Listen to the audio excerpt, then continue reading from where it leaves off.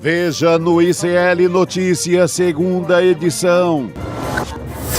Moraes sob suspeita. Patrimônio do ministro do STF de Viviane Barci triplica em 5 anos. Mais uma treta no PL. Nicolas e Eduardo brigam e Valdemar e Flávio tentam jogar panos quentes. Eleição batendo na porta. Lula foca em medidas para brasileiros endividados e quer mais divulgação das ações do governo. Sem cessar fogo, Trump ameaça tomar o Irã e destruir todas as usinas de energia do país. O ICL Notícias, segunda edição, está no ar.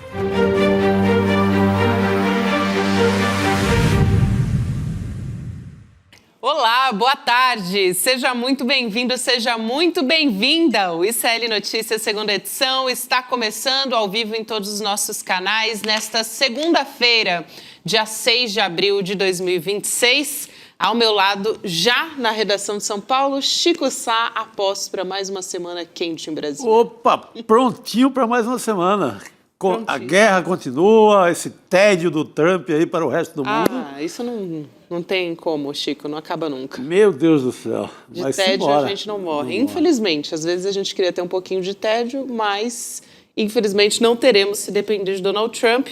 Aqui no Brasil também tem muita movimentação rolando, eleições que estão chegando e anúncios lá em Brasília. Alice Maciel está a postos para conversar com a gente. Alice, você já sabe, está cobrindo Férias de Heloísa Vilela em altíssimo nível com a gente aqui no Uni2. Alice, boa tarde para você. Boa tarde, Gabi. Boa tarde, Chico. Boa tarde para todo mundo que está nos assistindo. Alice, a gente está começando esse N2 já trazendo esse anúncio que a Alice acompanhou bem de perto, uma coletiva que terminou agora há pouco, o governo federal anunciando mais uma vez um pacote de medidas para conter a alta dos combustíveis. Tem essa escalada no preço do petróleo, mas agora atingem outros setores, né? Tem gás de cozinha, querosene de avião, tem a subvenção ao diesel importado. Então, Alice, conta pra gente quais são essas medidas, que pacote é esse que vem agora? É isso mesmo, Gabi. Eu acabei de acompanhar aqui uma coletiva de imprensa em que participaram os ministros de Minas e Energia, ministro de Planejamento, de Portos e Aeroportos, também o ministro da Fazenda, para anunciar uma série de medidas para conter a alta dos combustíveis e do gás de cozinha também aqui no Brasil por causa o impacto, né, para diminuir o impacto da guerra no Oriente Médio. E entre as medidas, né, para redução, eles anunciaram uma série de subsídios. O governo anunciou que vai subsidiar o diesel, a importação do diesel aqui do país, também com a parceria. Metade será a responsabilidade do governo, também metade com a parceria entre os estados que aderirem ao programa. O governo também anunciou que vai subsidiar os impostos de importação também, a importação ICMS do gás de cozinha, também no mesmo modelo, e também vai reduzir o PIS e o COFINS do biodiesel. Além disso, o governo também anunciou que vai enviar um projeto de lei ao Congresso Nacional para tipificar crime, o aumento irregular, abusivo do combustível. Também teve essa medida aqui. Então, eles estão trabalhando em algumas frentes para reduzir esse impacto e também para frear aí aumentos abusivos de pessoas que se aproveitam, né, desse cenário político de guerra para aumentar os combustíveis aqui no país. Chico, acho que é importantíssimo um aspecto que me chamou a atenção ali na fala da Alice sobre tornar crime, né, o aumento abusivo no preço dos combustíveis, porque a gente vem falando sobre o governo fazendo reuniões, né, falando com instituições de fiscalização, mas faltava talvez uma ação mais concreta de agora tipificar como crime, realmente, então, é outro patamar que a gente está conversando agora, não é? Exatamente, subiu o nível dessa parada, que deveria ter subido já há um tempo antes, porque é aquele oportunismo, né, em torno da guerra. A guerra é real, ela mexe com os preços, mas tem a famosa máfia dos combustíveis que sempre se aproveita desse momento para avançar nos aumentos na bomba. E não basta, Gabi, ficar com aquela coisa de mandar ali meia dúzia de fiscais do PROCON ou fazer uma reunião do CAD. Não é isso. Virou caso de polícia. O governo acerta em tomar essa medida.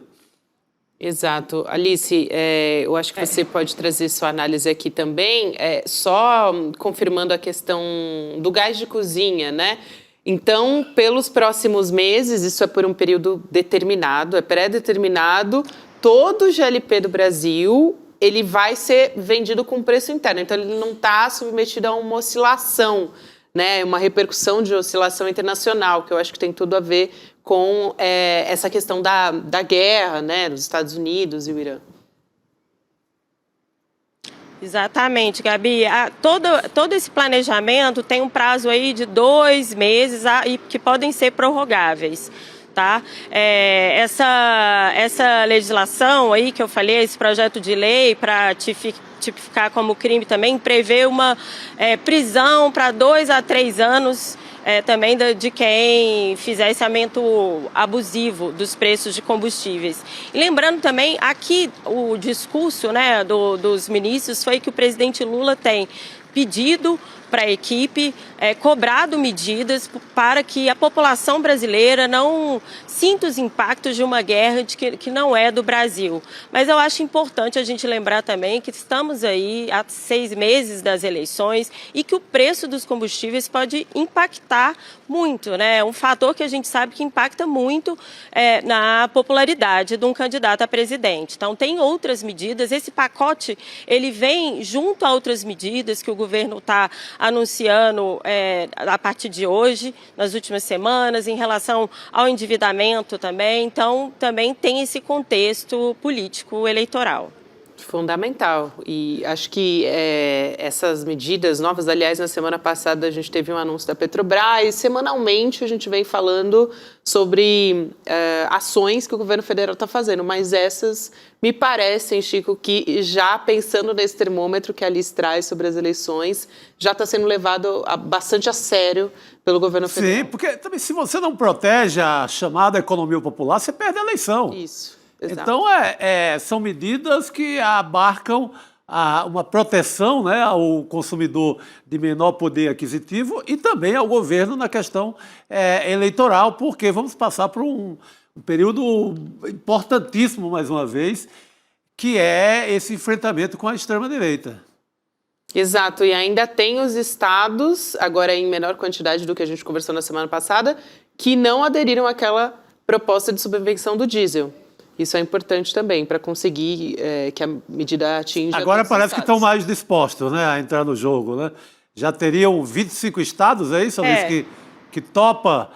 Isso, o que eles anunciaram aqui, que tem um acordo, apesar de muitos terem falado publicamente que não iriam anunciar, mas que eles estão em negociações, muitos têm procurado e que há sim alguns estados, eles não deram o nome dos estados que não aderiram, mas eles disseram que tem alguns estados que não aderiram ainda por questões políticas. Olha, eu chuto, sem ver lista, sem ver nada, eu chutaria de cara Santa Catarina, não é? E Minas Gerais, pelo Zema, ali que tem sido mais radical até do que o Tarcísio no enfrentamento com o Lula. Então, por uma questão de chute, depois a gente confere, mas os adversários assim, permanentes, que não querem nem saber o assunto, já são contra o governo federal, costuma ser de cara Santa Catarina. Olha, pelo que eu tinha visto nesse final de semana, a gente tinha essa mesma informação de 2 estados que não tinham aderido, eram Rio de Janeiro e Rondônia, né? Ali nossa, me surpreendendo, hein? A coletiva, ela pode me corrigir, mas pelo que eu tinha visto, eles não aderiram a essa proposta e acho que até agora permanece assim, né, Alice?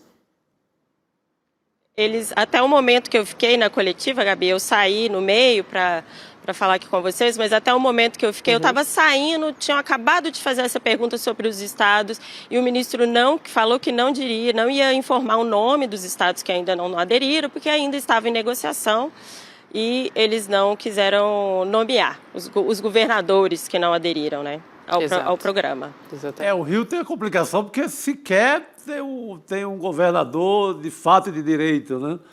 Vai ficar nesse tampão até Deus sabe quando. Pois é, mas até os governadores estão de olho nas eleições também, né, Chico? Me parece que tem essa consciência, talvez. Porque na hora do embate ali, do debate eleitoral, do horário eleitoral gratuito, vai ser aquela coisa, olha, tá alto aqui nesse estado porque o seu governador não fez nada. Exatamente. Então, vai ficar muito explícito. Então, todo mundo vai acabar entrando. É isso. Alice, eu também quero trazer... Pode fechar a sua fala? Eu vou trazer uma outra pauta aqui para a gente discutir também. Não, eu estava só concordando com o Chico, que eu também acho que tem um impacto eleitoral para o candidato, para o Estado, para o governador que não aderiu, né, para quem ele vai apoiar nas eleições, para o Estado que não aderia a esse programa. Então, acho que, no final, a tendência é quase todos ou quase todos aderirem, sim. Muito bem. Vamos seguir aqui com a nossa pauta. Gente, tem muito assunto hoje para conversarmos aqui. Tem uma apuração que a gente traz, que é do Estadão, de que o ministro do STF, Alexandre de Moraes, e a mulher dele, a advogada Viviane Barsi, tiveram aumento de 266% do patrimônio imobiliário desde que ele passou a integrar o STF em março de 2017. Então, vamos por partes. Atualmente, o casal tem 17 imóveis avaliados em 31 milhões e meio de reais. Nos últimos 5 anos, o casal desembolsou mais de 23 milhões na compra de imóveis em Brasília e em São Paulo, todos eles à vista, conforme registros em cartório. O Moraes e a Viviane foram procurados por meio das suas assessorias de imprensa desde o dia 27 de março, mas não se manifestaram, não responderam sobre essas informações. O valor do patrimônio atual é mais de 3 vezes superior aos 8 milhões e 600 mil reais que eles tinham em 12 imóveis quando o ex-presidente Michel Temer indicou Alexandre de Moraes para essa vaga no Supremo. Então, em 2017, antes de assumir essa vaga, o ministro tinha um salário de cerca de 33 mil, atualmente ganha aquele teto, né? 46 mil, que é um equivalente de aumento de renda de 39%. A Viviane, olhando por esse outro lado, ela é sócia administradora de um escritório, Barsi de Moraes Advogados, que é um escritório que ela mantém em sociedade com os filhos. E desde que o Alexandre de Moraes se tornou ministro, o número de ações da Viviane em tribunais superiores saltou de 27 para 152. É um número que considera processos com tramitação no STF e no Superior Tribunal de Justiça. Chico, trazendo aqui o contexto todo dessa história. Sim. Eu fico curioso quando sai um tipo de matéria assim, que eu acho que seria legal fazer de todo mundo. Pega todos os ministros do período que assumiram agora. Porque quando você alveja apenas um, fica meio parecido campanha. Isso. Não é que o Alexandre de Moraes esteja certo e correto, mas seria interessante uma radiografia com todos, porque você mostraria esse crescimento patrimonial. Normalmente acompanha de todo mundo. Você pega o Cássio Nunes, por exemplo, o filho dele está ganhando mais dinheiro do que nunca na vida. O que mostra que o Supremo é uma vitrine, né? O que mostra que o Supremo é um baita atrativo, todo mundo vai contratar advogados ligados a tal família. Uma coisa mais importante do que tudo nesse momento seria pegar o Alexandre de Moraes, mais importante do que o crescimento do patrimônio, e quantas ações tocadas pelo escritório da mulher dele, da família dele, foram decididas por ele a favor do réu que o escritório defendia. Importantíssimo. Porque aí é escândalo. Isso. Aí é escândalo sem limite. O que você tem aí demonstrado é que quase todo e qualquer ministro ou autoridade jurídica desse país, de qualquer... Você pegar o o TJ do Ceará, do Maranhão, de Santa Catarina vai dar na mesma coisa. O mercado passa a contratar pessoas, escritórios ligados a autoridades do Poder Judiciário. Claro, apostando em benefícios. Quando o Daniel Vorcaro contrata o escritório da mulher do Alexandre de Moraes, óbvio que ele está pensando em obter vantagem nisso. Todos querem vantagem, todos que contratam querem vantagem. Mas eu fico curioso para saber, assim, eu acho que esse tipo de matéria, ou você faz com todos os ministros do Supremo, ou ela fica parecendo só uma campanha contra o Alexandre de Moraes. Eu gostaria muito de ver com o Barroso, Toffoli, todo mundo. Não é? Faz todo mundo e ver quantos por cento tem sido esse aumento anual de quem é escolhido para o STF. Mas, óbvio, quando o Michel Temer levanta o nome ali do Alexandre de Moraes, acho que ele nem tinha sido nomeado, já começa a procura pelo nome dele e por alguém que tem escritório de advocacia e quem é da família. Então, tanto que você vê o fenômeno repetindo agora com o Cássio Nunes. Sim. Mal entrou, tem um rapaz, filho dele... Recém-formado, né? Falava sobre isso. O cara não tem um ano de OAB, já está com contratos milionários defendendo grandes empresas. Então, é um fenômeno brasileiro, não é ilegal, mas é imoral, e que esse tipo de levantamento seria interessante a gente fazer também no STJ, em todos os tribunais, porque a gente vai chegar mais ou menos a essa conclusão que a matéria chegou. Concordo em absoluto. Chico, eu vou passar a palavra para a Alice só antes de dizer aqui, porque o nosso chat está comentando, pode se manifestar também votando na enquete que a gente tem no nosso YouTube, para quem nos acompanha no nosso canal. Então, as pessoas podem votar dizendo o crescimento do patrimônio do Alexandre de Moraes é suspeito, e aí tem sim ou não, está bem dividida essa votação, mas as pessoas se manifestando no chat também, bem nessa linha que você está colocando, aqui eu quero ouvir a Alice também a respeito desse assunto. Eu acho que o caminho que deveria e o melhor a ser desenhado nessa história toda é a transparência. Chico e Gabi, é um código de conduta, assim como tem vários países em que os ministros do Supremo Tribunal Federal prestem contas do seu patrimônio. Aqui no Brasil, hoje em dia, tem a prestação de contas que vai ao Tribunal de Contas da União, mas apenas na posse. Em vários países, inclusive nos Estados Unidos também, os ministros precisam apresentar anualmente um relatório do patrimônio. Então, ele vai colocar os valores de palestras, de publicação de livro, de patrocínio de eventos, onde eles estiverem. Eu acho que esse é o caminho para a gente frear esses questionamentos que ficam quando se descobre, por exemplo, no caso do Alexandre de Moraes, que o patrimônio dele cresceu 3 vezes. Tem alguns pontos nessa reportagem que também chamam a atenção. Tem 2 imóveis que foram pagos no Pix, um deles em São Paulo, no valor de mais de 800 mil, o outro aqui em Brasília, que foram 2 parcelas, de uma entrada, um sinal de 6 milhões, depois outro sinal de 6 milhões. E, obviamente, esse ponto que o Chico levantou também, que chama muita atenção, que é a atuação da mulher do Alexandre de Moraes, que passou de 27 para... Quantos, Gabi? Depois você me corrige no número, um crescimento absurdo. 27 depois que ele virou 152. Ministros.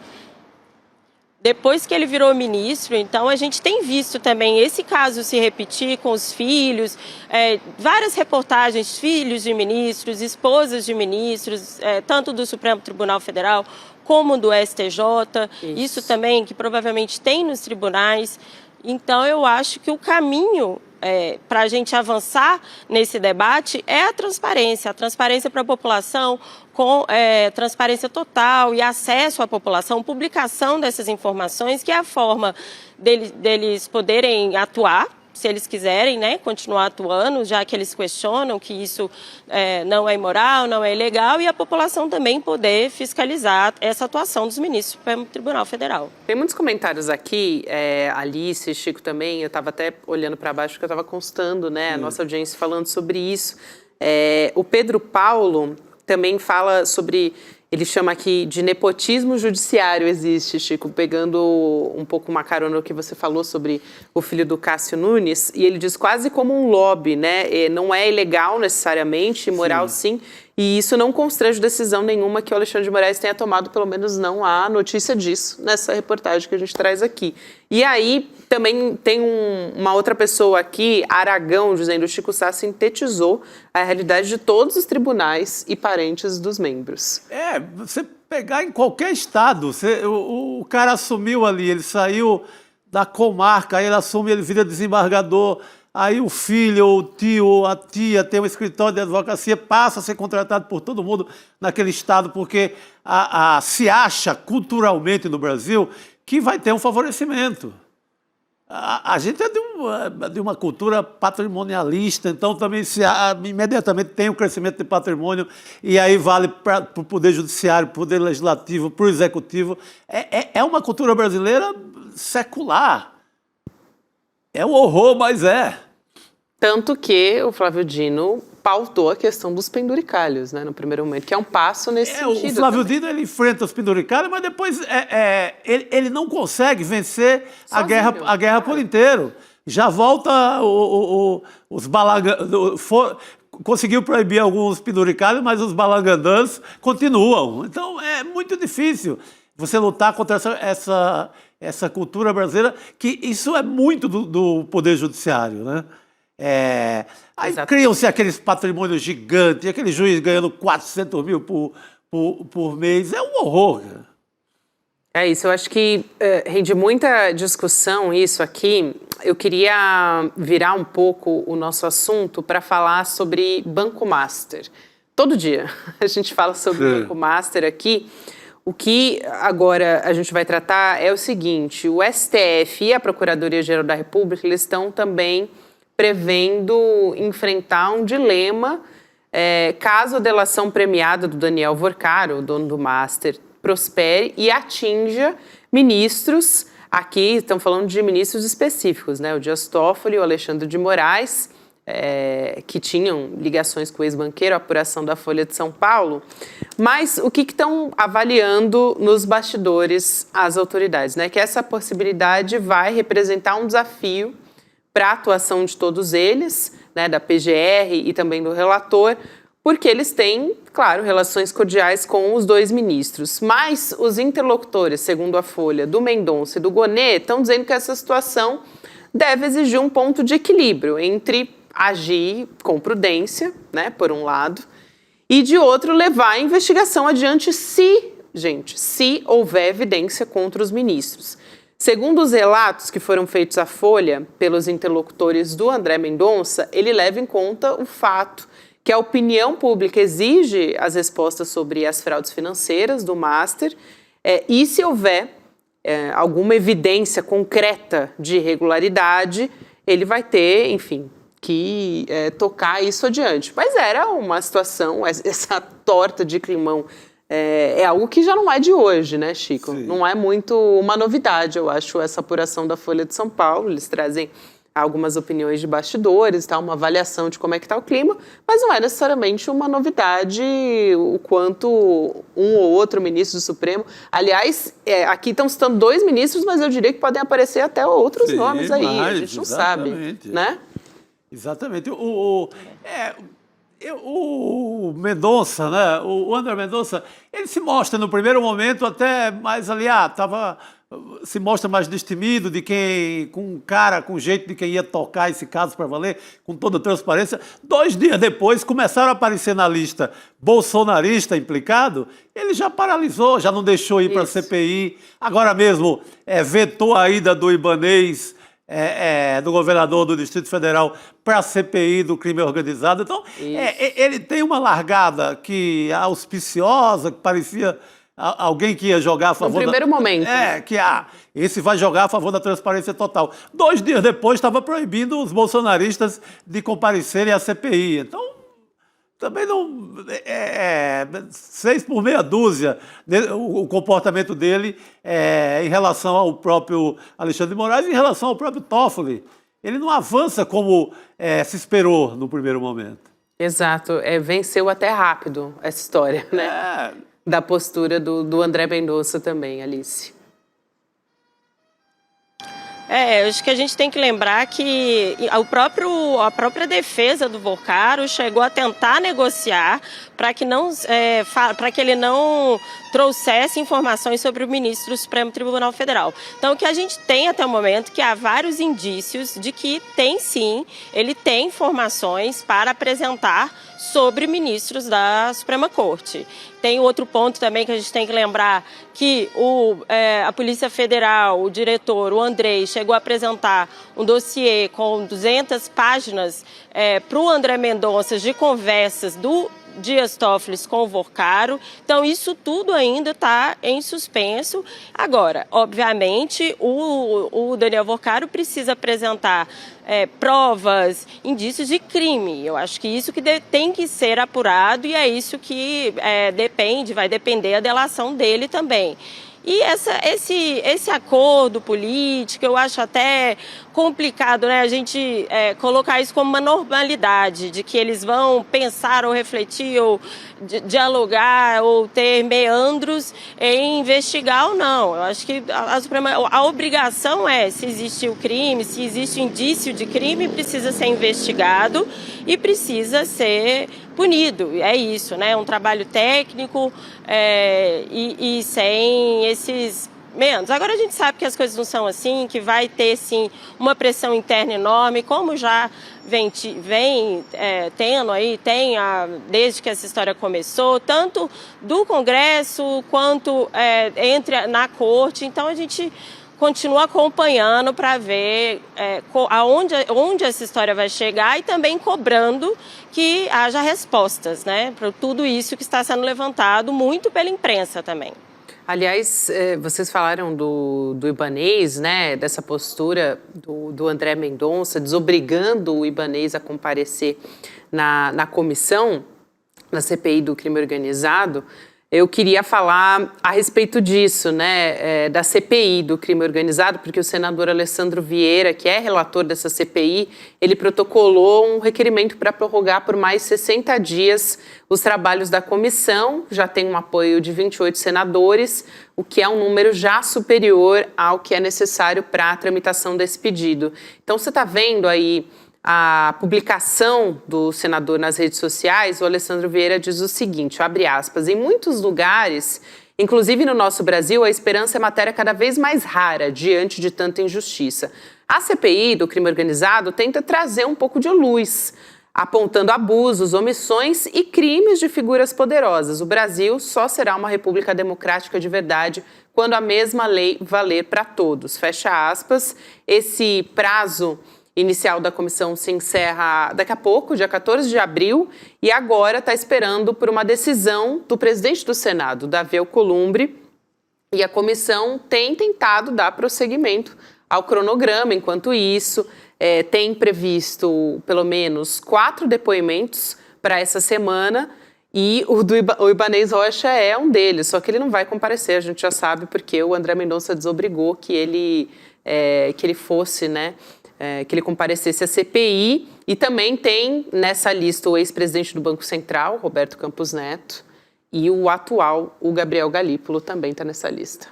O Campos Neto eu duvido também que vai conseguir a mesma liminar, o mesmo caminho é o mesmo, né? Só fala com o Mendonça que ele libera geral, principalmente porque é do mundo ideológico, do mundo político ali dele, do bolsonarismo. Duvido muito que o Campos Neto compareça a algum interrogatório nesse sentido. O mesmo Campos Neto que o ICL já mostrou, teve pelo menos 24 vezes com o Daniel Vorcaro para tratar de negócios. O correto seria ele se explicar sobre esses encontros. Explicar por que favoreceu o crescimento do Banco Master ao longo desses anos todos. Mas eu duvido muito que ele não consiga barrar a ida dele assim com muita facilidade como o André Mendonça. E é boa essa lembrança, Chico, e não é nem só que eles estiveram juntos, né? Mas que o Vorcário esteve no Banco Central 24 vezes, o que eu acho que dá um peso ainda maior para esses encontros, né? Dentro do Banco Central. É a agenda oficial, estava lá, visitas e mais visitas. Exato. O Wi-Fi já ligava direto, não precisava nem digitar a senha mais. Aquele amigo, né, que a gente frequenta a casa, quando você entra na casa dele, o celular já conecta. A Alice também, para a gente poder fechar esse assunto, Alice, sobre essa possibilidade de prorrogação, aliás, muito diferente da CPI que a gente conversava na semana passada, né, que foi um verdadeiro circo, toda aquela história. A CPI do crime organizado vinha fazendo algumas convocações interessantes, né? A do INSS, exatamente. A do INSS, né, Gabi? Então, eu conversei com o senador Alessandro Vieira, inclusive questionando a ele como é que estava a articulação com o presidente do Senado, Davi Alcolumbre, que foi quem barrou a princípio, né, a prorrogação da CPI do INSS, que depois judicializou e que depois teve a decisão do Supremo contrária à prorrogação. E ele falou que já estão negociando, já estão tentando negociar e que ele acredita que não há risco de se repetir. Então é isso, agora ela acabaria agora do dia 14, mas depende do encaminhamento do presidente do Senado, Davi Alcolumbre, para que essa prorrogação aconteça. E ele justifica que ainda há um volume enorme de material, de informações que chegaram na CPI para ser analisado, de cruzamento de dados, e que tem muito ainda a ser feito, que não deu tempo, e também pessoas a serem ouvidas. A gente estava falando, o Ibanez provavelmente não vai, o Campos Neto também, a expectativa é de que não vá. Os dois já tiveram decisões favoráveis anteriores, além, o Ibanez teve uma recente novamente, para não precisar ir, não ser obrigado a ir à CPI, mas o Campos Neto também já tinha sido convocado antes e também já teve uma decisão anterior que favoreceu ele, né? Alice, quero muito agradecer a sua presença aqui, mas essa semana a gente vai aproveitar a sua companhia aqui no N2. Obrigada, querida. Valeu, bom trabalho aí em Brasília. Obrigada, Gabi. Obrigada, Chico. Boa noite. Boa noite a todos. Boa noite. Valeu, querida. Obrigadíssimo. Enquanto isso, o Rodrigo Viana já está chegando. Chegando o homem. A nossa mesa redonda. Boa noite para você. Boa noite, Chico, Gabi, tudo bom? Tudo certo, Rodrigo? Já está pronto para ir para onde dessa vez, hein? Para China? Nós vamos viajar, né? Assistindo o documentário. Você ia pegar aqui. Tá vendo? Não tô entendendo. Para onde que a Gabi queria me mandar? Para China? Para onde que a Gabi queria me mandar? Mas na verdade, quem foi para a China foi o Eduardo, né? Não vai para a China, Eduardo. Você já foi para a China, Chico? Não, cara, ali naquele mundo ali, eu que estive mais perto, estive na Tailândia, daquele universo ali, na Ásia, cheguei mais perto. Eu também, eu cheguei mais perto, eu fui à Índia a trabalho. Sim. Não fui meditar. Não, também, a gente não tem dinheiro para estar viajando assim. Na Índia, assim, é difícil, mas eu fui fazer uma matéria lá. Agora, o Edu, que bom, foi com a equipe, com direção da Ju Baroni, vai trazer um doc aí pra gente, né? E aí a gente já teve as outras, né, os primeiros documentários, é quase que uma trilogia agora que a gente chega, né? Porque tivemos o Vai para a Argentina, também o Vai para Cuba, que foi o primeiro, e agora chega aí o Vai para a China, Eduardo. A gente tem até um trailer aqui, chamada para o documentário, para você ver o que nos aguarda para a estreia que vai ser no domingo. Vamos assistir. E se o futuro que nos venderam no Ocidente não for o único?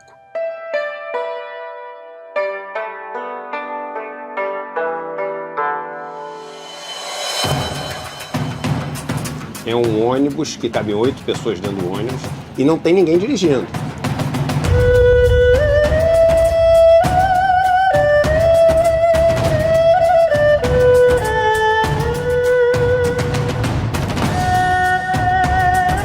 Tá chegando o pedido, hein? Tá chegando.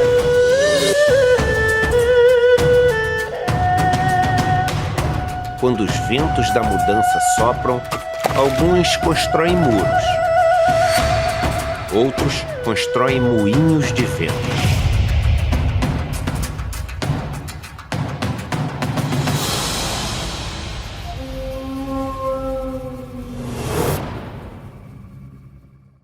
Eu já avisei, mas vai ser no domingo, então anota aí na sua agenda, 8 horas da noite. Aliás, domingo é um dia ótimo para aquela sessão de cinema, né? Então, dá para você garantir a sua vaga em icln2.com.br, acompanhar esse documentário, porque nunca é só o documentário, né? Sempre tem uma conversa, sempre tem debate. análise, um debate, exatamente. Então, vale muito a pena acompanhar e a direção é da Juliana Baroni. É isso aí. Maravilha. Vamos nessa, então, embarcamos para a China domingo, hein, pessoal? Não deixem de se inscrever, dá tempo aí, é rapidinho. Inclusive, enquanto você está assistindo ao programa, dá para você entrar aí no link ou então apontar o celular para a tela também e deixar o seu e-mail. E seguimos aqui com o nosso noticiário? Vamos lá. Bora. O entorno do Jair Bolsonaro, gente, tá como, hein? Tá uma Brigando. briga, brigaiada. Essa família é muito louca. Brigaiada. Como é que é aquela E não coisa só da a família, grande né? Os aliados estão uma Essa família é desunião. muito louca, né? É muito unida e muito também unida. muito oriçada. Muito oriçada. Nesse caso, está até expandindo assim as fronteiras da família, porque está em todos os aliados ali do É a bolsonarismo. família da extrema-direita, vamos dizer assim. Isso, exatamente, exatamente. Mas até o presidente do Partido Liberal, Valdemar Costa Neto, pediu pacificação. Vamos entender essa história? O Valdemar é quem toca fogo sempre, né? Isso, Chico. Porque Tava pensando, eu falei a mesma coisa na redação agora há pouco. o Valdemar solta aquelas verdades, né? Absolutas sobre o Que a gente clã. fica, ele é fã ou hater, né? E que às vezes eu fico em dúvida se ele não solta para ver o circo pegar fogo. Acho que sim, se diverte um pouco. Porque melhora a situação para ele. É uma forma de resolver, ó. Briguem aí. Dividindo, ele pode reinar um pouco mais. Ele fica ali no balcãozão, só mandando. É isso. Muito bom. Aí, por que ele tá pedindo pacificação dessa vez? Porque tem uma briga acontecendo, dessa vez entre o Eduardo Bolsonaro e o Nicolas Ferreira. Esse é boa, hein? Eu vi. Essa gente, como sempre, fica ali torcendo pela briga. Tem a ala mais radical do partido, que dá apoio ao Eduardo, né? E o Eduardo alega que o Nicolas tem utilizado o algoritmo das redes digitais para impulsionar os adversários do bolsonarismo. Tem uma interação entre eles que ajuda a gente a entender essa história. Vamos lá para uma página do X, que teve publicações compartilhadas pelo Nicolas, e aí vem o Eduardo Bolsonaro e diz o seguinte: risinho de deboche para mim, Nicolas? Ao que parece, não há limites para o seu desrespeito comigo e minha família. Triste ver essa versão caricata de si mesmo. Demorei muito para acreditar que você trabalhava o algoritmo das suas redes para dar visibilidade a quem deseja a morte de meu pai, a quem comemora a prisão dele e a todos os que odeiam a mim e a minha família. Dramático isso, né? É dramático. É porque antes o Nicolas tinha feito uma postagem kkkk, porque o Eduardo estava cobrando que o Nicolas postava lá um perfil chamado Space, que não era assim apoiador ferrenho do bolsonarismo. Então estava cobrando o Nicolas. Pô, Nicolas, você está trabalhando, você está postando coisa de um perfil que não nos apoia? E o Nicolas respondeu com... Ele, na verdade, respondeu com KKK, os 3 Ks, o que é muito sintomático também da extrema-direita, né? Ku Klux Klan. Mas, nesse caso, era uma gargalhada mesmo. E aí o Eduardo ficou ofendido, Chico. Me ofende, né? Olha aí, ó. Deboche, não sei o quê. E aí também depois ele pega uma publicação do Mário Frias e vai lá, o Eduardo, e retuita a publicação do Mário Frias. E aí o Mário Frias está dizendo, né, quem acha que o Eduardo está procurando picuinhas por bobagem não entende como funcionam as redes sociais. Há um bom tempo que o Nicolas está treinando o algoritmo para dar visibilidade a todos que odeiam o bolsonarismo. Tem quase que uma conspiração aí também, né? E eles usam essa coisa de treinando o algoritmo, né, com a intimidade, né? Sim, eles são íntimos do algoritmo.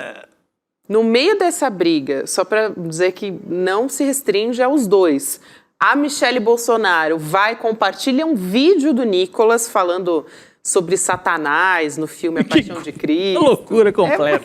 Completamente, é inacreditável. E aí, o Gustavo Uribe, da CNN Brasil, diz que o Valdemar pediu que integrantes do partido evitem atrito nas redes sociais. Então, gente... Não podemos brigar, diz Valdemar após troca de farpas do Partido Liberal. Meninos, comportem-se. A aeromoça nervosa pede calma, né? Como na música do Chico. Pois é. E aí o Flávio Bolsonaro, nessa imagem de moderado que ele está querendo construir, mas a gente conhece o Flávio Bolsonaro, não compra essa versão. Mas ele diz, o momento é de pacificação, né, de união e tal. Aí o Nicolas vai lá e fala, concordo, presidente, né, já demonstrando o apoio dele nas eleições, cada um fazendo sua parte, chegaremos lá. Vamos chamar a nossa convidada também para nos ajudar a entender essa história toda, né, porque vocês viram que tem muitos agentes dentro dessa briga aí do clã Bolsonaro, que é a Luciana Santana, cientista política. Luciana, bem-vinda, é um prazer te receber. Bem-vinda. Obrigada, Gabi, Rodrigo, Chico. É uma satisfação estar aqui com vocês também, né? Contribuir um pouquinho. Luciana, eu queria a sua análise dessa história. Assim, não é a primeira vez que a extrema-direita briga publicamente nas redes sociais, né? Eu não sei o quanto que é uma exposição, quanto que tem de estratégia, enfim, qual é a sua leitura a partir do que está sendo colocado? E no meio disso tudo, ainda o Flávio querendo sair de pacificador, conciliador, né? O moderado. Não, talvez assim, se é uma encenação, não parece ser só encenação, né? E o que o Nicolas, qual é a desconfiança que os filhos do Jair têm do Nicolas, né? Ele quer ficar com o botim, vamos dizer assim, né, da direita para ele? Qual é essa disputa que existe aí? Bom, concordo com você, Rodrigo. Não vejo como uma estratégia deliberada, né? Pelo contrário, a gente vê uma disputa interna, né, dentro ali do PL, principalmente dessas lideranças, para ter protagonismo na eleição presidencial deste ano, né? O Nicolas já vinha mostrando isso, né, há um bom tempo, né, desde que Jair Bolsonaro foi preso. A caminhada, né, que ele faz a Brasília também é outra evidência forte, né? Então, sempre houve ali alguns atritos e eles, né, têm vindo aí sendo externalizados em alguma medida. A estratégia talvez a gente veja pelo lado do Flávio e do próprio Valdemar Costa Neto, né, de tentar mostrar ali um cenário que é um pouco artificial, que não existe, né, que é uma paz e amor interno dentro do partido, né? Então, acho que aí sim há uma estratégia deliberada de tentar passar, inclusive, para a população, aproveitando, claro, o próprio crescimento do Flávio, né, nas pesquisas, para que as pessoas achem realmente que tanto o PL quanto o bolsonarismo, né, transvestido aí, né, na liderança de Flávio Bolsonaro, vai vir com outra roupagem nessa eleição. O que a gente sabe que não é bem isso que vai acontecer. O que a gente vê, né, Luciano, é um personagem que sempre foi contra os irmãos, assim, contra os filhos do Jair Bolsonaro, de forma bem declarada, que é a Michele Bolsonaro, de novo, nessa confusão aí com o Nicolas. Você vê que ela rompe com a família na política de Santa Catarina, quando o Carluxo corre para colocar a candidatura dele ao Senado. Ela rompe também com o Flávio Bolsonaro, quando o Flávio Bolsonaro elege e escala Ciro Gomes como candidato da família no Ceará. Tem a postagem dela em apoio ao Tarcísio no momento que o Tarcísio estava em Rubens. Bem lembrado, também. e no capítulo Tarcísio. Também. Ou seja, não é a primeira vez, ela tem uma linha, ela tem demonstrado uma linha bem evidente de uma certa ruptura com o resto da família que não seja o marido. Eu não sei se ela vai levar isso até o final da campanha. Como é que você vê esse personagem à parte chamado Michele, que ela tem perdido, o que é curioso também, ela perdeu no Ceará, porque quando ela levanta a mão ali no conflito com o Flávio e com o próprio Valdemar, de certa forma, em relação ao Ciro como candidato da família Bolsonaro no Ceará, ela não queria de forma alguma, ela perde, vinga a versão do Flávio e a versão do resto do partido. Santa Catarina ela perde também, ou seja, ela não tem obtido também nenhum resultado nessa briga com os filhos. Vencem os filhos sempre. Chico, eu vejo que ela de alguma forma também foi escanteada pelos filhos, né, de alguma maneira. Ela vinha tendo um protagonismo muito grande, né? E a gente não pode desconsiderar que ela realmente tem ali uma habilidade, né, discursiva, ela tem um alinhamento muito maior do que os próprios filhos com as lideranças evangélicas, né, e isso não é pouca coisa. Então, o fato dela ter sido escanteada, né, mostra claramente aí que ela está ali num outro lugar, né? O que não fica muito claro, a meu ver, e talvez ainda também, não sei se vocês avaliam também dessa mesma forma, é o quanto, né, o ex-presidente consegue arbitrar esse conflito, né? Isso não está muito claro, né? A gente vê aí que o processo de prisão prejudicou, né, no sentido da gente ter uma maior transparência, né, no que ele pensa ali a respeito, mas provavelmente ele mesmo perdeu as rédeas, né, o controle ali, né, sobre né, o bolsonarismo, né, eleitoral, né? Acho que Flávio conseguiu aí seduzir mais nesse sentido, o próprio Valdemar Costa Neto, né? Agora, é uma perda, né? Eu acho que, a depender do ritmo da campanha, o próprio PL perde, o próprio bolsonarismo perde, porque há uma tendência natural dela não entrar na campanha deliberadamente, a não ser que a gente tenha uma outra situação da saúde de Jair Bolsonaro, ela volte a ter algum tipo de protagonismo.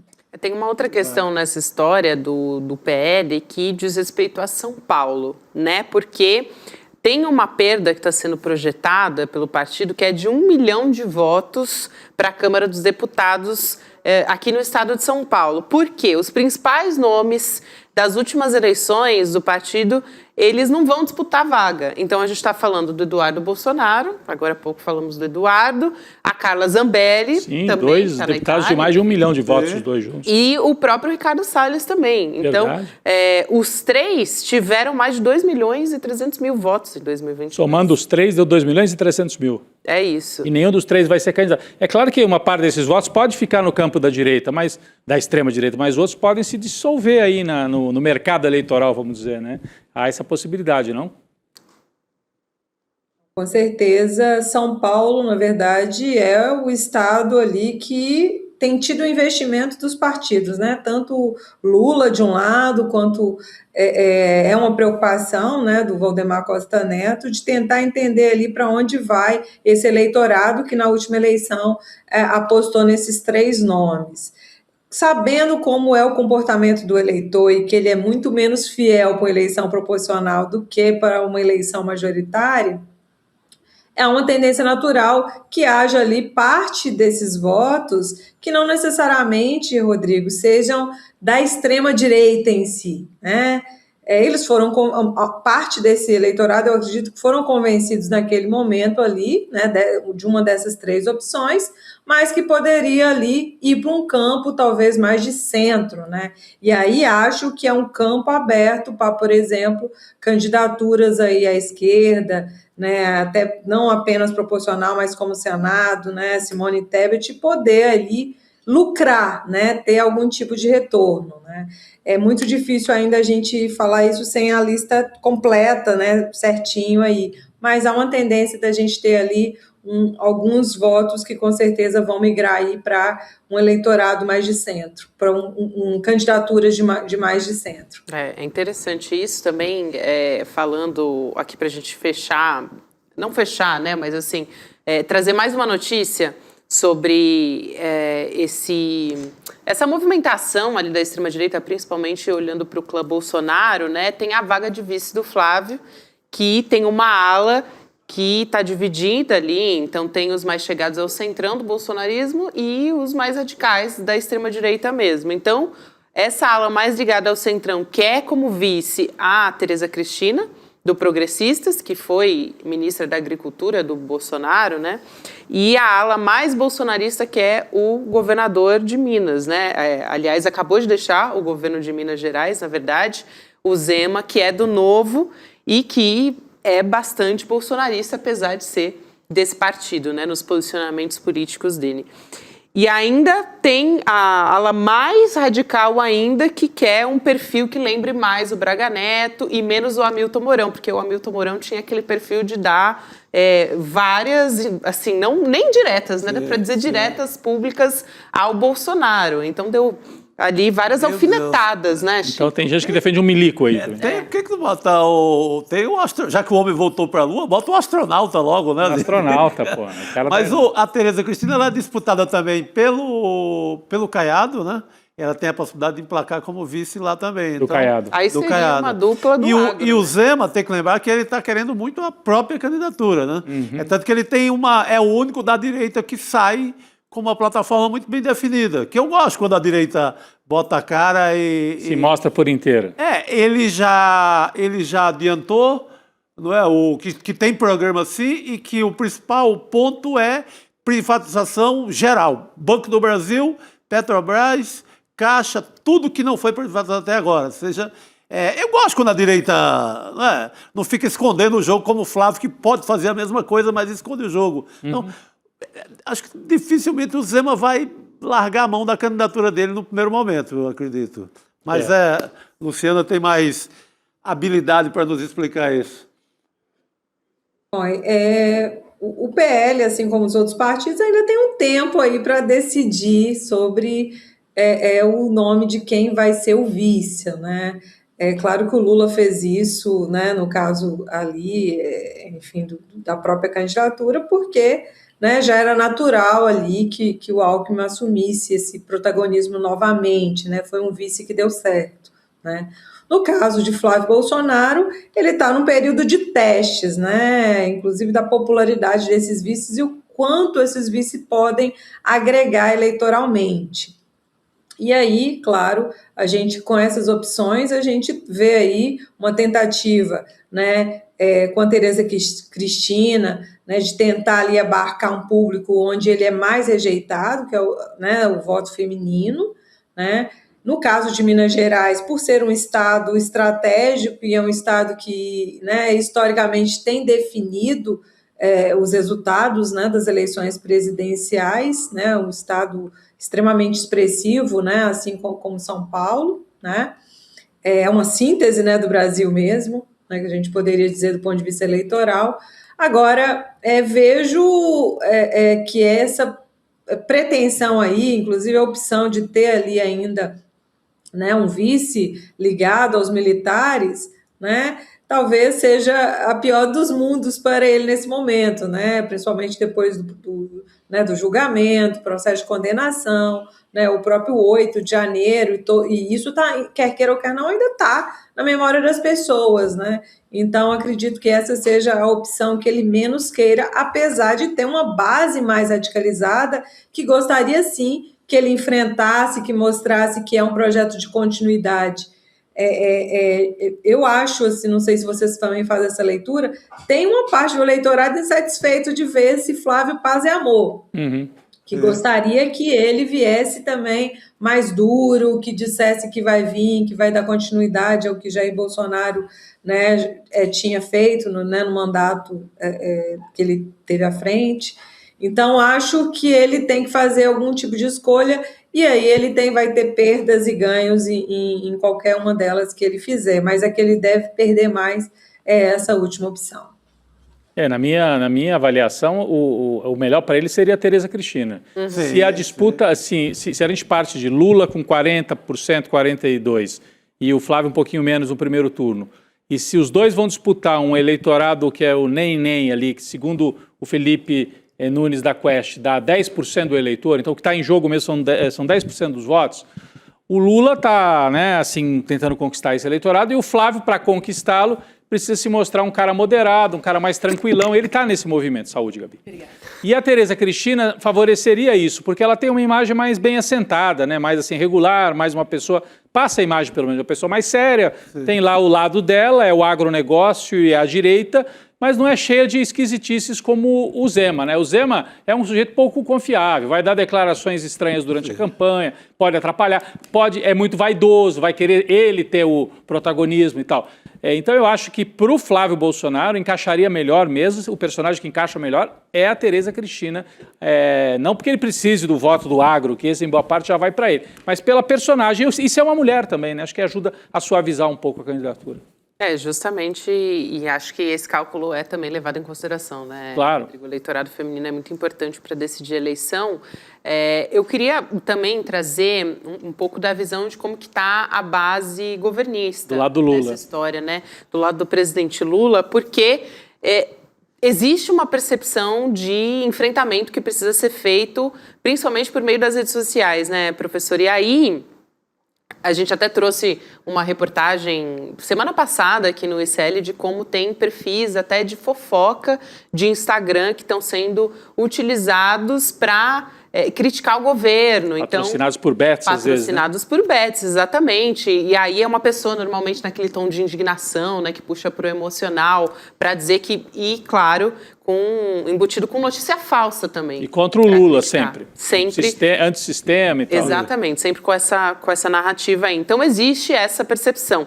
E aí tem uma apuração, que é da Clarice Oliveira, da CNN, dizendo que a campanha deve se inspirar numa ação liderada por Paulo Okamoto, na Fundação Perseu Abramo. Então o Okamoto ele é apontado como idealizador de uma plataforma que é batizado de Pode Espalhar, que distribui informações e peças que são produzidas pelo PT nas redes, o WhatsApp, Instagram e TikTok também, e disseminar mais as realizações do governo, né, os feitos do governo. A gente falava agora há pouco, por exemplo, dessas medidas para combater a alta nos combustíveis, né, Chico? Enfim, tem várias que a gente poderia falar aqui e que podem ser melhor veiculadas nas redes sociais, sem contar esse enfrentamento que precisa ser feito e as fake news que, enfim, vem de uma maneira até mais grave, talvez, né, por conta das IAs também, né, da inteligência artificial.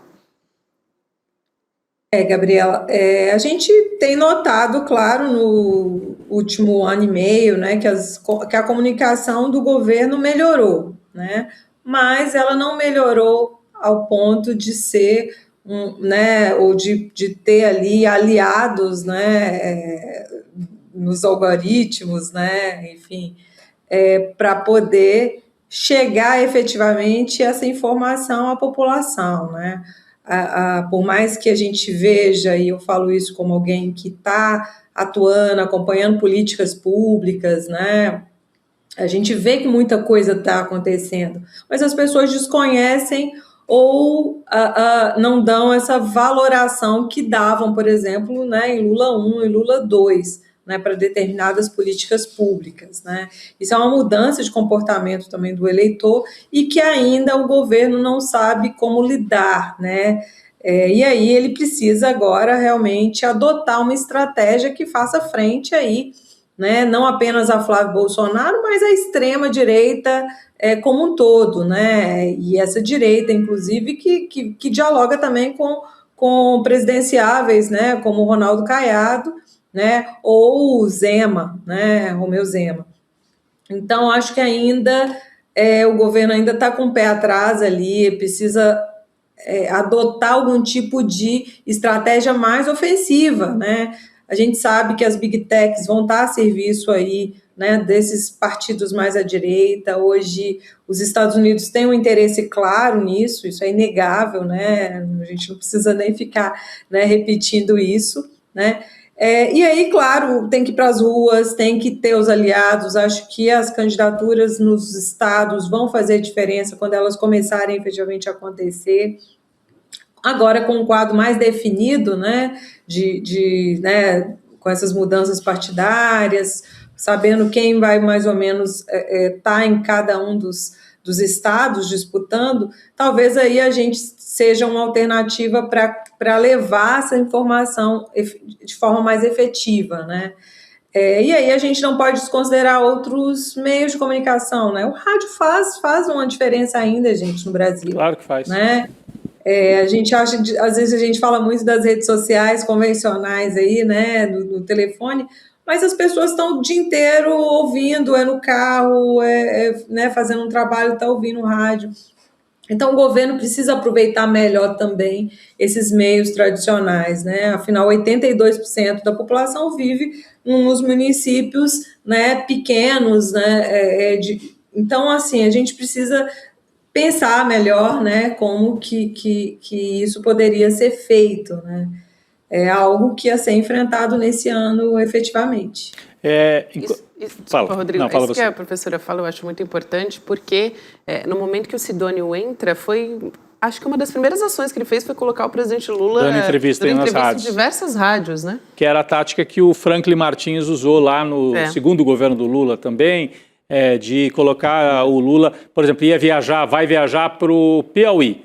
Antes da viagem, assim que chega, dá uma entrevista para a rádio local, ou para a TV local, mas muitas vezes para a rádio. E não é só na capital, não, vai para o interior de Pernambuco, vai para Petrolina, dá uma entrevista na rádio de Petrolina. Então isso vale para o Brasil inteiro. Mas eu queria só trazer uma informação que não estava na nossa pauta inicial, mas enquanto a professora falava e dizia do cenário que acabou de se montar aí com o fim da janela partidária, olha, quando a gente vê o cardápio de candidatos a presidente, vocês viram que surgiu mais um aí no fim de semana, na sexta-feira? Sim. O Augusto Cury, o Partido Avante, lançou o Augusto Cury, que é um coach, né? É uma espécie de Pablo Marçal, menos estridente. É um grande vendedor de livros, de autoajuda. Não é um cara tão grosseiro, talvez, como o Marçal, um outro estilo, mas é mais para o lado da direita. É direita, também, né? É conservador. É conservador. Então você tem o Lula e depois você tem como adversários Flávio Bolsonaro, Ronaldo Caiado, o candidato do MBL, que é o Renan Santos,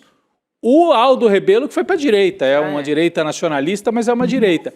E para completar o time, esse Augusto Cury. Então, eu fiquei pensando assim, será que o Lula vai ter condição de ir a debates no primeiro turno, enfrentar 4 contra 1? A cena vai parecer aquela do Denilson na Copa. Fazendo drible, vai 5 8 turcos em volta dele, né? Porque vai ser um contra todo mundo. É impressionante esse quadro, né? Porque tem que pensar bem em estratégia de só ir para o debate final, ou ir para o debate que dê para discutir. A gente tinha falado que o Caiado ia ser o padre Kelmo, né? Mas acho tem vários padres Kelmons aí, né? Tem padre, coroinha, tem tudo. Tem um bocado de auxiliar da missa aí. Um monte, né? Não, porque nas outras campanhas, se a gente lembrar, você tinha uma divisão maior. O PSOL, em alguns casos, lançou candidatura. Teve até a campanha que o Boulos foi candidato, né?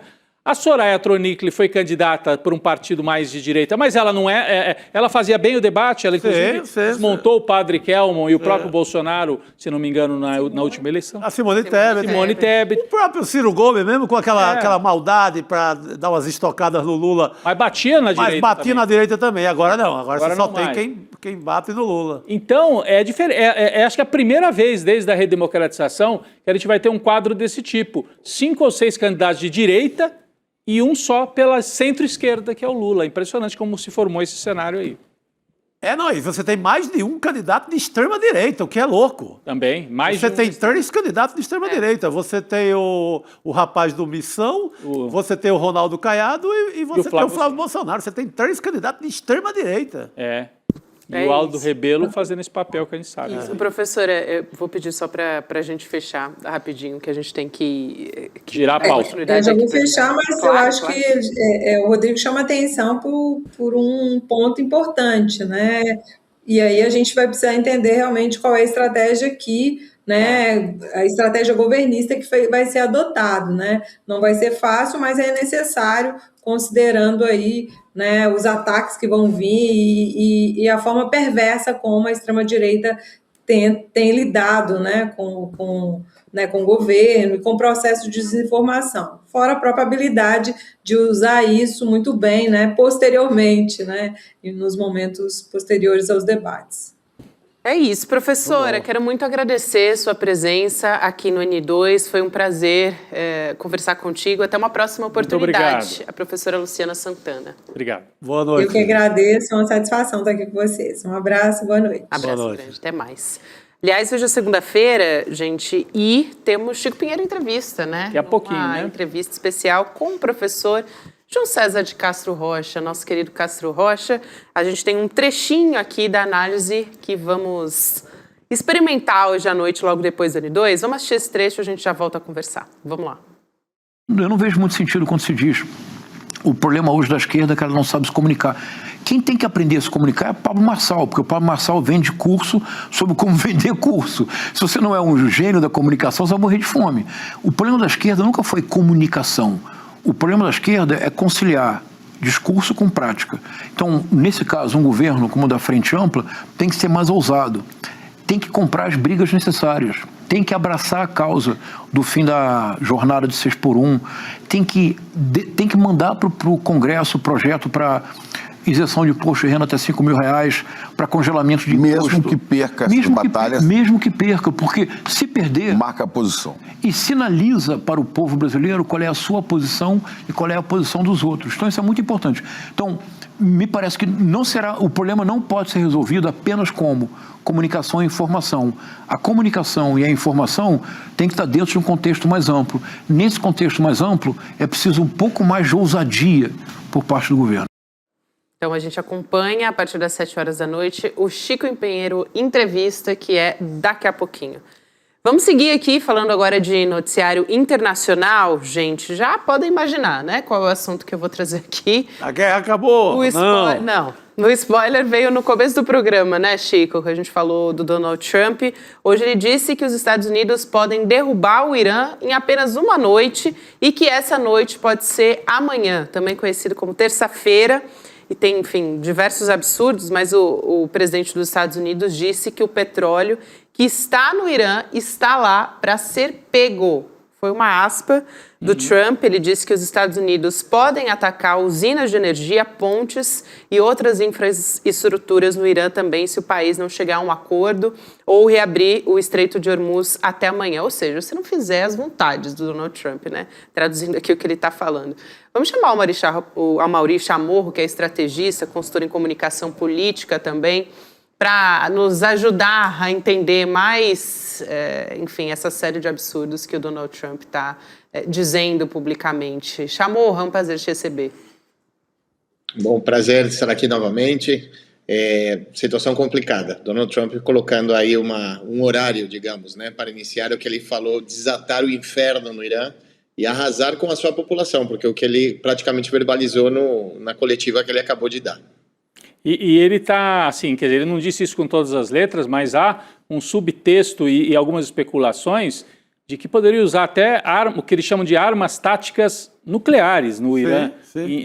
Ou seja, jogar bombas, não para destruir o Irã inteiro, mas cidades inteiras, né? Como foi em Hiroshima e Nagasaki, né? Você pulveriza, como eles dizem, e ele usa esse termo como se fosse assim uma coisa que você faz assim em cima da mesa. Né? Crime de guerra anunciado em rede social. Assim. Em rede social. Você acha possível esse cenário, Amaury? Queria pedir para a gente tentar entender e o que decorreria daí, né? Quer dizer, se os Estados Unidos ou Israel utilizarem armas que eles chamam de armas táticas nucleares, é bomba atômica, só aquele pequeno volume, né? Só que faz um estrago que pode matar milhares de pessoas, né? Bom, eu assisti uma grande parte da coletiva de agora e é interessante porque ele misturou entre o heroísmo dos Estados Unidos de ter conseguido resgatar 2 pilotos, né, que foram derrubados, seus aviões foram derrubados e eles foram resgatados, segundo Donald Trump, de maneira cinematográfica. Isso, obviamente, a opinião pública dos Estados Unidos vinha acompanhando, era uma questão quase que de honra dos Estados Unidos conseguir resgatá-los com vida, parece que aconteceu exatamente isso. E imediatamente ele já coloca supostamente um ponto de não retorno, né, que é o não cumprimento do fechamento, da abertura, do Estreito de Hormuz. Agora, ele bombardear nuclearmente o Irã, eu não duvidaria, né, que o Donald Trump tomaria uma atitude dessa, porque a situação ela é muito adversa para os Estados Unidos. Apesar dessa vitória pontual da recuperação de 2 pilotos que não conseguiram ser presos, né, pelo governo iraniano, militarmente, há uma leitura muito negativa para ele, né? Os Estados Unidos acreditavam que iam derrubar e acabar com o regime, coisa que não aconteceu, acreditavam que iam someter a população, também não aconteceu. Eles continuam fechando o Estreito de Hormuz. O Donald Trump ele diz informação que o próprio governo dos Estados Unidos tem que sair para desmentir, então cria uma inestabilidade no seu discurso, na sua narrativa. Agora, em termos de ação militar, quando um país do tamanho e do poderio dos Estados Unidos se sente acuado, a gente sabe que eles podem atuar como já o fizeram. Nenhum outro país no mundo utilizou armas nucleares contra o outro país, como foi o caso de Hiroshima e Nagasaki no Japão, como você indicou na Segunda Guerra Mundial. Agora, a conjuntura no mundo é diferente, né? Ele bombardear nuclearmente o Irã agora, é uma decisão um pouco ousada demais, eu diria, porque a situação ela é muito complexa, já que o Irã ela detém uma posição geográfica e detém os recursos naturais suficientes para conseguir manter viva a sua aliança também com outros países, como é o caso da China. Né, a gente sabe que o Irã é um dos principais fornecedores de gás e também de petróleo para a China, fundamental, e é muito perto da China comparado ao que seria o petróleo da Venezuela, né, o deslocamento do navio. Mas a situação ela é complexa nesse sentido. Os Estados Unidos está acuado, o Donald Trump está perdendo essa briga, está ficando ruim para ele, e a situação econômica no país também começa a piorar, que é o mais perigoso realmente que poderia acontecer para o Irã, é a situação econômica nos Estados Unidos. Aliás, falando do Irã também, né, eles rejeitaram um plano de cessar-fogo que foi apresentado pelo Paquistão, né, o Trump chegou até a elogiar a proposta, mas disse que ela ainda não é boa o suficiente. Eu acho que não atende às exigências dos Estados Unidos, né. O Irã diz que não aceitou o plano porque prefere negociar o fim total da guerra em vez de uma pausa temporária. Segundo a agência de notícias estatal iraniana, a agência também disse que o Irã já protocolou a resposta oficial para o Paquistão e apresentou uma contraproposta também, que ainda não teve conteúdo divulgado, né, Chamorro? Mas eu queria ter uma ideia de quais são também as colocações do Irã nesse sentido. O ministro de Relações Exteriores e o governo do Irã, ele já vem posicionando algumas coisas, como, por exemplo, o fim absoluto das sanções. Não pode ser... O Irã, faz pouco tempo atrás, uns 2 meses, tinha praticamente assinado um acordo em matéria nuclear com os Estados Unidos. E dentro desse processo de confiança, de um acordo assinado com o próprio Donald Trump, se inicia um bombardeio que abre esse processo, esse momento de guerra, de conflito com o Irã, de Israel, Irã e Estados Unidos. Então, como voltar a confiar com os atores que, no momento em que você assina um acordo, ou pelo menos uma intenção de acordo, você é bombardeado? Então, é muito difícil para o Irã falar, ok, então vamos assinar alguma coisa agora. Não, agora ou a gente consegue tudo ou a gente não tem nada. E isso tem sido sinalizado pelo governo do Irã, dizer que a resistência do Irã e o bombardeio do Irã a bases dos Estados Unidos e a países que detêm um espaço, que permitem o espaço aéreo, seu espaço terrestre serem utilizados para bombardear o Irã. Então, o Irã falou, eu vou continuar a bombardear até vocês retirarem todas as suas bases, até vocês suspenderem o bloqueio econômico que tem contra o Irã e também até a gente assinar um acordo que permita o desenvolvimento da tecnologia nuclear no país. Se não tiver isso, não tem acordo, não tem cesse unilateral, nem bilateral, não tem acordo de paz, não tem absolutamente nada. Essa subida de tom também força o Donald Trump a ter que, neste momento, avançar numa ameaça concreta, dizer, às 8 da noite de amanhã eu vou bombardear o país, eu vou desatar o inferno no Irã. E aí a gente vê que, inclusive, a imprensa dos Estados Unidos questionou, falou, mas presidente, vai bombardear, você não pode bombardear a infraestrutura de energia elétrica, você não pode bombardear a questão da fornecimento de água, né? Você tem um tratado de guerra no mundo e isso tem que ser respeitado. Ele falou, a gente vai fazer o que for necessário, e é isso aí. Então, a situação, ela sobe sim de tom, a gente não pode desconsiderar uma ação um pouco mais ostensiva por parte dos Estados Unidos, porque apesar dessa pequena vitória da recuperação dos pilotos, a situação ela é muito adversa para o país. A gente vai mostrar daqui a pouco a fala do Trump, né, em que ele chama os iranianos como animais, Rodrigo. Ele falou isso numa coletiva. A gente tem aqui essa fala. O Trump estava sendo questionado se ele estaria cometendo um crime de guerra quando ele ataca estruturas civis do país. E aí ele diz um absurdo desse. Enfim, vamos assistir esse trecho e a gente já volta a conversar. Vamos lá. Presidente, como não seria um crime de guerra atacar as pontes e usinas de energia do Irã? Porque eles mataram 45 mil pessoas no último mês. Mais do que isso, acho que pode chegar a 60. Eles mataram manifestantes. São animais, e nós temos que detê-los. E não podemos permitir que tenham uma arma nuclear. Muito simples. Aí tem mais um trecho aqui, como a gente está falando das negociações também para o fim da guerra, que o Trump quer colocar nas contas do Irã, né? Diz que isso depende do Irã. Tem um trecho da fala dele também sobre isso e acho que a gente pode juntar aqui os dois assuntos para conversar. Vamos lá. A guerra poderia acabar muito rapidamente se eles fizerem o que têm que fazer. Eles precisam fazer certas coisas. Eles sabem disso. Têm negociado. Acho que de boa fé. As pessoas com quem estamos negociando agora, em nome do Irã, são muito mais razoáveis. Vocês podem chamar do que quiserem, mas eu chamo de mudança de regime. O terceiro grupo de pessoas com quem estamos lidando não é tão radicalizado e achamos que eles são realmente muito mais inteligentes. Impressionante. Realmente. Amaury. Há uma questão interessante que ele fala, já houve mudança de regime. Já acabou. O Irã não existe governo, não tem ayatollah, não existe mais a guarda revolucionária, eles não têm armas para conseguir se defender, acabou o regime, a população está na rua, criando esses tipos de factoides que permitem, de alguma maneira, aqueles importantes eleitores, aquelas faixas médias de eleitores que suportam o Donald Trump e acreditarem que isso está acontecendo porque eles consomem essa informação diretamente. Mas a realidade é absolutamente contrária. Claro que é um regime que se mantém muito consolidado e que demonstrou por primeira vez realmente ter capacidade de resistir até agora. Claro, aquilo que a gente falou inicialmente, tem um bombardeio nuclear arrasa, acaba com o país, com aqueles animais, como ele mesmo fala, a situação vai mudar. Porém, para ele fazer isso, haveria também um custo diplomático, econômico para o Donald Trump e para os Estados Unidos, coisa que ele não pode se arriscar nesse momento. Ele só não faz isso porque ele pode perder a eleição agora de meio termo, mas também pode dificultar o processo de acabar um governo numa situação melhor econômica, já que a mas a subida do preço dos combustíveis nos Estados Unidos acaba pressionando para cima a inflação. Então, é uma saída muito complexa para eles. Porém, a saída retórica é sempre muito mais fácil. Eu lanço um tweet, eu dou uma entrevista, falo que já mudei o regime, eles são muito mais legais, ele fala. Eles são muito mais inteligentes, é bem melhor falar com eles. Isso daí já está resolvido, é uma questão de hora. Agora, se eles não fizerem...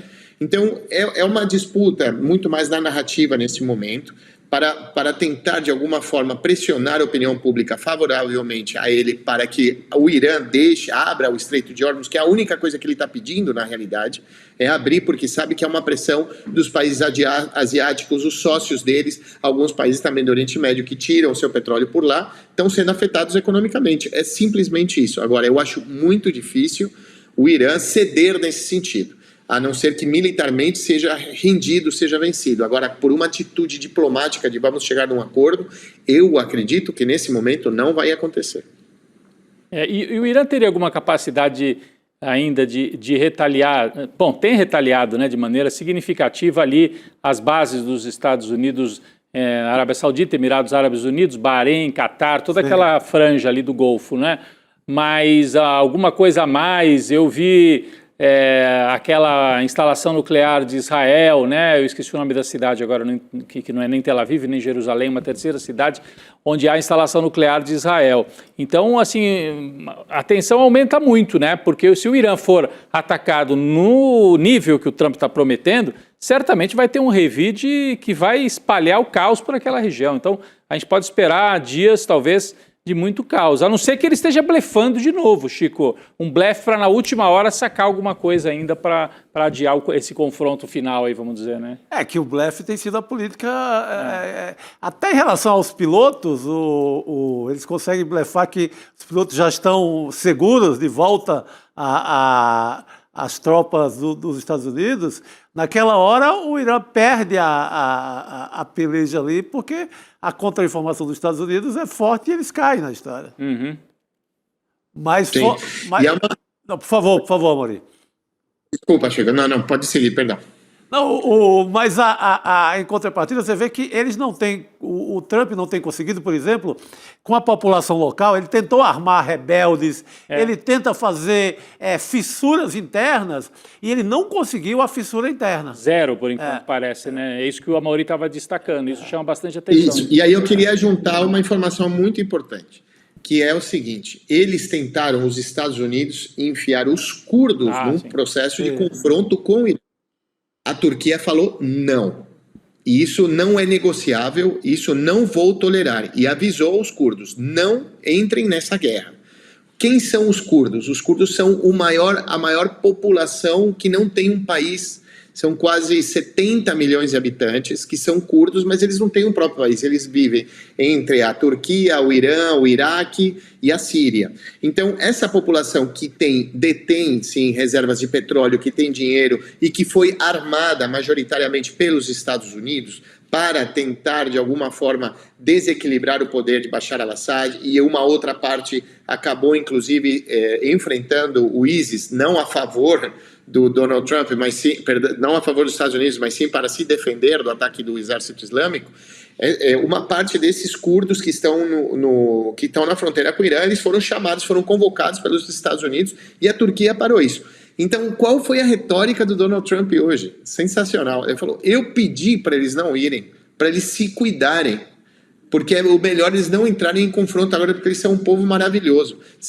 Mas, na verdade, faz pouco tempo, faz uma semana, eles estavam chamando os curdos para participarem. Então, é interessante porque a gente debate muito sobre o posicionamento e o que ele fala, mas não do que acontece de fato no teatro de operações, porque essa capacidade dele de fazer esses cantos de sereia, né, de convencer as pessoas de alguma coisa meio fantasiosa, é impressionante. E, na verdade, isso também acaba, de alguma forma, determinando a dinâmica da diplomacia no mundo. Por isso que a gente vê também a Europa dando um passo atrás, falar, eu não vou entrar nessa loucura dessa guerra, eu vou dar um passo atrás para tentar negociar, inclusive, diretamente com o Irã, para eles liberarem os meus barcos, para eu poder tirar petróleo de lá. E o Irã falou, não, quem estiver na OTAN, quem estiver por lá, a não ser que pague, não vai poder passar. Eu queria, Amaury, aproveitar a sua presença aqui. Outro dia eu conversava com o Chamorro em detalhes sobre a situação em Cuba. E a gente traz aqui uma reportagem da Augusta Lunardi falando sobre esses apagões nacionais. Enfim, tem mais de 20 horas que têm sido registrados, enfim, cada vez mais frequente. Vamos assistir essa reportagem e a gente volta a conversar com a Amaury a respeito desse assunto. Vamos lá. A grande mídia tem falado bastante sobre os apagões nacionais em Cuba, mas o que pouca gente entende é que isso não é um problema pontual nem recente. Só nesse ano a ilha já enfrentou 2 apagões nacionais em menos de uma semana e no ano passado foram pelo menos 5. Mas longe desses grandes colapsos que viram manchete, existe uma outra realidade muito mais silenciosa e constante. Há anos os cortes de energia fazem parte do cotidiano dos cubanos, principalmente nas cidades do interior, e desde 2024 essa crise chegou com força também à capital, La Havana. Nos bairros mais pobres e afastados da cidade, moradores passam facilmente 15, às vezes até 20 horas por dia sem eletricidade, e isso mostra que aqui a exceção virou regra. É nesse contexto em que vive o Eduardo Moré. Eu estou aqui na casa dele agora, num bairro periférico de La Havana. O Eduardo tem 57 anos e enfrenta uma série de problemas de saúde. Ele é portador de HIV, tem insuficiência renal, sofre de hipertensão e a rotina dele, que já é difícil, se torna ainda mais dura com a escassez de alimentos e de medicamentos também, né? Uma realidade que é crítica em todo o país. E sem eletricidade, tudo fica ainda mais complicado. A vida sem luz aqui é como Eduardo diz que a vida sem eletricidade é como estar morto. É como estar em um cemitério. É muita solidão. Você está sozinho no escuro, não pode fazer nada. É como uma prisão. Cuba virou uma prisão. Ficar sem eletricidade por 12, 20 horas, quem consegue resistir a isso? Que ser humano consegue aguentar ficar sem luz, sem água e sem comida? Que ser humano resiste isso? O Eduardo também não tem água encanada aqui na casa dele e ele está há quase 12 horas sem luz. A luz faltou hoje às 8 horas da manhã, agora são 19 horas e ainda não voltou. E a história do Eduardo não é exceção. Hoje essa é a realidade de grande parte dos cubanos, passar mais tempo no escuro do que com luz. E é uma crise que se agravou ainda mais no início desse ano, com um estrangulamento total do abastecimento de combustível imposto pelos Estados Unidos. Mas não é só isso. Cuba depende fortemente do petróleo para gerar energia e possui um sistema elétrico que já está antigo, desgastado, obsoleto e que precisa de manutenção constante, mas essa manutenção também é dificultada pelo bloqueio norte-americano. E o resultado é esse, um país onde a eletricidade deixou de ser uma garantia e passou a ser um privilégio momentâneo. É isso, né? Eu quero ouvir o Amaury porque, enfim, a situação se agravou com as sanções, mas é algo histórico, né? Um sufocamento histórico dos Estados Unidos contra Cuba. Bom, são 60 anos de bloqueio econômico dos Estados Unidos com Cuba, né? Cuba não tem hidrelétricas, né? Cuba não tem um sistema hídrico que permita ter reservas de água para poder gerar energia. Cuba depende quase que 100% da produção de energia térmica. Então, eles compram diesel, eles não têm petróleo, então eles têm que importar esse petróleo para que esse petróleo se transforme em energia elétrica para que possa ser distribuído no país. E, obviamente, as sanções e também o bloqueio militar em torno de Cuba, né, todo o mar cubano cercado, impedindo que qualquer tipo de barco possa se aproximar. Claro, a Rússia enviou 2 navios, mais ou menos 700 mil barris de petróleo, coisa que deve durar para uma semana. Chegaram nos Estados Unidos, não impediu a chegada desse navio, de ambos navios vindos de Rússia. Mas a situação ela é muito crítica, já faz muitos anos. Porque imagina, é um país que não pode comerciar, não pode vender, não pode exportar, não pode importar, não pode receber turistas. Se recebe turista, você não tem muitas vezes as aerolíneas não vêm, elas podem ser sancionadas, você já não tem mais navios com turistas chegando na ilha cubana. Então, a situação econômica do país é muito difícil.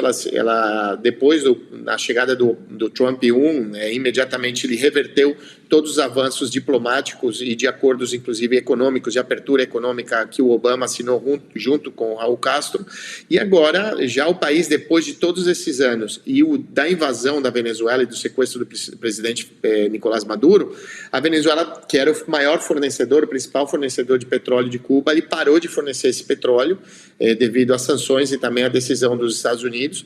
E Cuba agora sim realmente vive uma situação absolutamente catastrófica. O que é importante não é só a gente contar isso, mas explicar o contexto, né? As pessoas acreditam que Cuba faliu economicamente porque é um modelo socialista. Não, na verdade, nunca permitiram que o modelo socialista cubano possa prosperar, né? E apesar disso, o povo cubano conseguiu se desenvolver de uma maneira excepcional, se transformou durante muito tempo em uma potência na área de desenvolvimento científico de medicina, saúde, remédio, transformou a Escola Latino-Americana de Medicina num dos maiores pontos de produção de conhecimento, de formação de médicos que viajaram o mundo inteiro para combater, por exemplo, o ebola na África. Quem conseguiu combater e conter a crise do ebola, quem lembra disso já faz algumas décadas, foram os cubanos. A mesma coisa com o Covid. Foi o primeiro país do nosso continente a desenvolver sua própria vacina, tendo esses problemas de energia elétrica.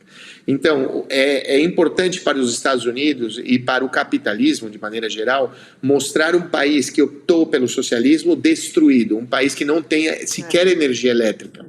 E num segundo momento, com isso concluo, perdão se eu me estendi, o objetivo também é fazer que a população decida derrubar o governo cubano, derrubar a revolução, assim como os Estados Unidos está tentando isso nesse momento com o Irã, através de uma via militar mais ostensiva. Eu acho fundamental, muito didática essa explicação aqui do Amaury Chamorro. É sempre um prazer te receber. Obrigada. A gente se fala Amaury. Em breve, Amaury. Obrigada. Obrigado. Tchau, tchau. Até mais. Quero agradecer a todo mundo que participou com a gente aqui desse N2. Só trazer o resultado da nossa enquete aqui no nosso chat, eu diria que está bem dividido sobre o crescimento do patrimônio do Alexandre de Moraes. A pergunta é sim ou não para é suspeito? Sim, 60%, não, 40%. E também a todo mundo que nos escreveu, que participou do programa. O João Batista, Carlos Silva, Sandra Mendes, Maria da Silva, Elizabeth Capelli. Muita gente aqui nessa segunda trazendo os comentários junto conosco. E agora temos Chico Pinheiro Entrevista. A gente vai acompanhar agora com o professor Castro Rocha, uma reprise, né? Com o professor Castro Rocha. E amanhã estamos de volta. É isso aí. Vamos nessa, então. Chico, Rodrigo, a todos que nos acompanham, boa noite. Até amanhã. Até amanhã.